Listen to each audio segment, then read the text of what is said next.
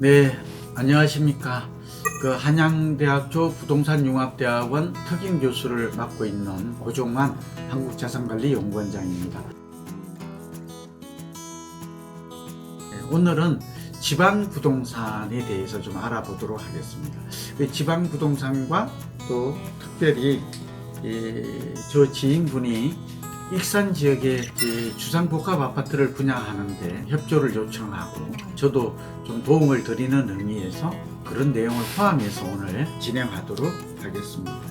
우선 지난 시간에도 잠깐 말씀드렸지만 이 수도권뿐만 아니라 지방까지 심상치 않은 집값, 이 주거 문제, 오히려 해법으로 보면 수도권보다도 더 복잡하다, 이런 기사 내용이 있습니다.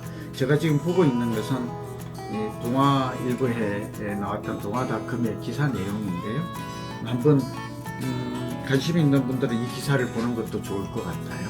내용이 뭔가, 첫 번째는 수도권 못지않게 지방도 이제 부동산 열기가 상당하다라는 것이고, 지방도 이제 오르는 지역과 그렇지 않은 지역들이 분별되기 시작했다.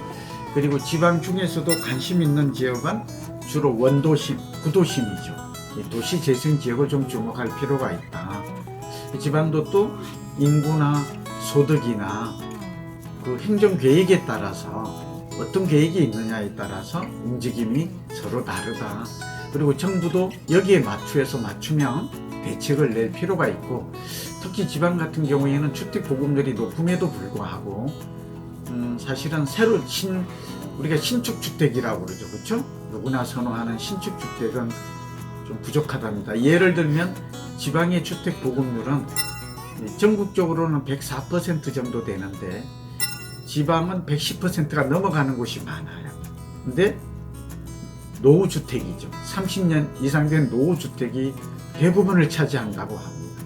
그래서 어떨까요? 빈집도 늘어나고, 그러니까 인구도 증가하지 않고 소득도 증가하지 않는데 여기에 빈집마저 증가하고 있고, 또 새 아파트는 좀 부족해서 사람들의 주거의 삶이나 이러한 질적인 그 삶의 질을 높이는 이런 부분에는 좀 열악한 환경에 놓여 있다, 이런 내용들이 있습니다. 그래서 그런 얘기를 좀, 지방의 아파트는 어떤 원칙과 기준으로 고르는 게 좋은가, 그런 얘기와 함께 좀 우리가 관심을 가져볼 만한 단지에 대한 얘기도 함께 나눠볼까 합니다.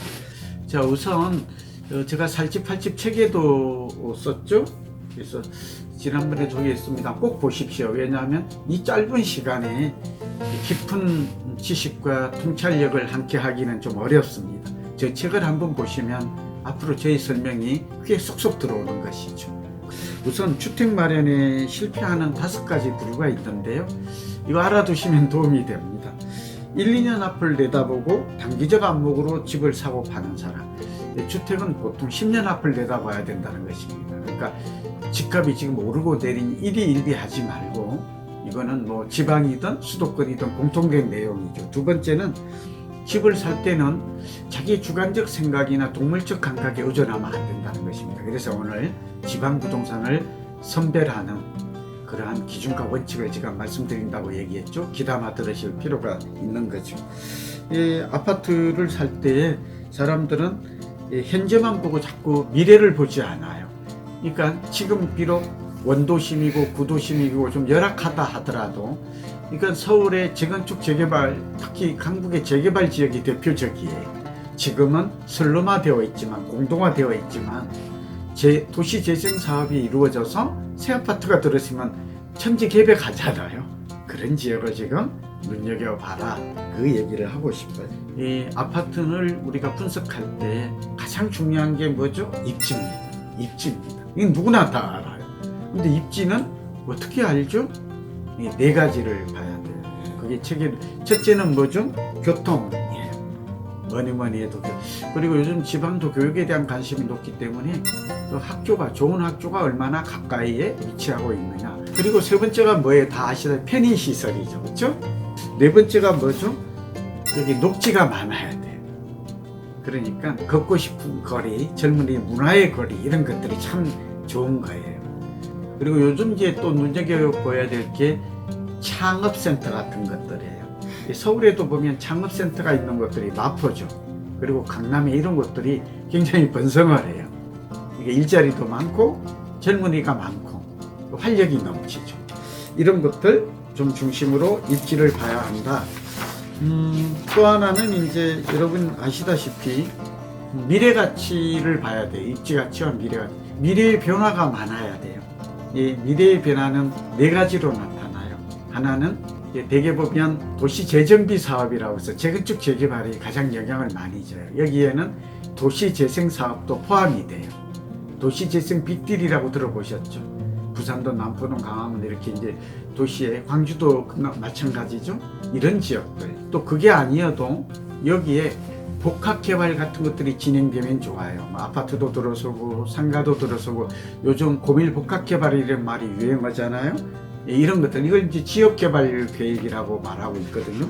그런 지역도 눈여겨봐야 됩니다. 그리고 역시 인구나 가구 수가 좀 증가하는 게 필요하고요.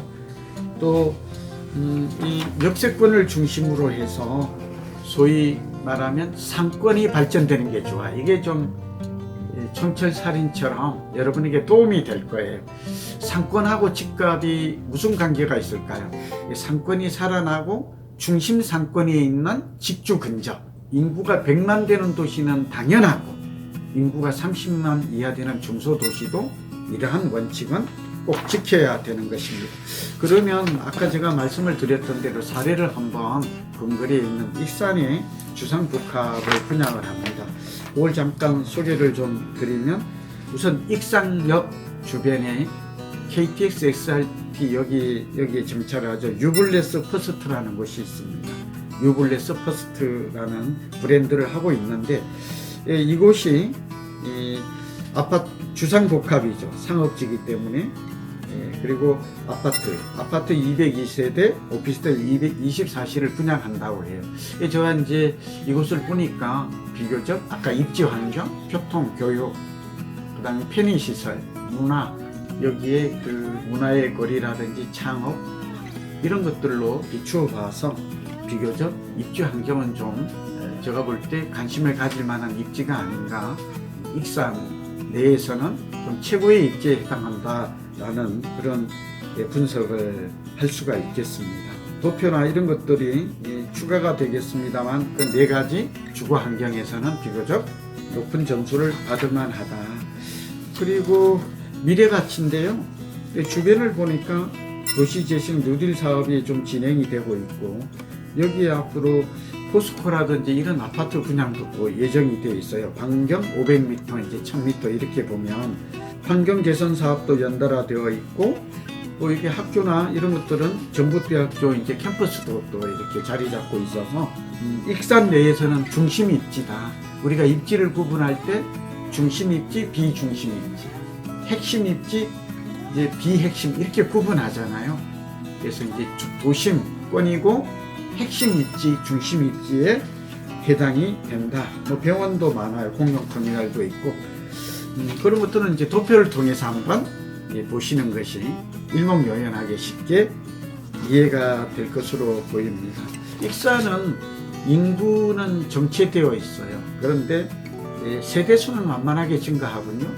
그래서 우리가 주택 수요를 예측할 때 인구 수도 중요하지만 더 중요한 것은 가구수 증가율이다 이렇게 말하잖아요. 세대수. 그런 면에서 수요가 급격하지는 않지만 완만하게. 그리고 이제 우리가 구매력이 있는가 유효 수요의 관점에서 보면 익산은 이렇게 뭐 지방 경제가 다 어렵다고 하는데 익산은 좀 아까 말한 대로 성장 지역의 그런 특성을 지니고 있다. 그걸 또 집값이 앞으로 오를지 내릴지 가장 중요한 지표는 공시지가 추이예요. 근데 익산은 보니까 제가 조금 긍정적으로 성장 지표로 보는 게 삽입이 되겠습니다만 이렇게 공시지가 추이가 우상향하는 모습을 보이고 있어요. 이건 두 가지 의미가 있습니다. 하나는 익산은 성장 지역이라는 걸 대표적으로 나타내는 성장 지표이고요. 한마디로 뭐예요? 성장하는 지표이고 부동산은 토지와 건물로 구성되어 있는데 땅값이 오르면 집값이 오른다는 대원칙이 있잖아요.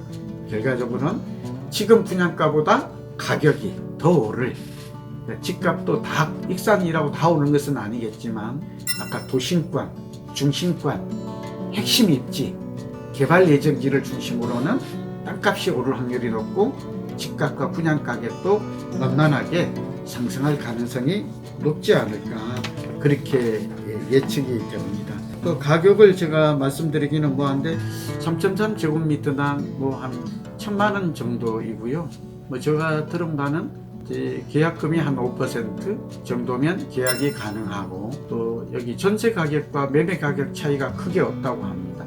하지만 이런 것들은 여러분이 직접 현장을 좀 방문하고 지방 아파트를 어떤 기준과 원칙으로 아파트를 선택했을 때 우리의 자산이 실패하지 않고 증가할 수 있는가 그런 관점에서 설명을 드렸습니다.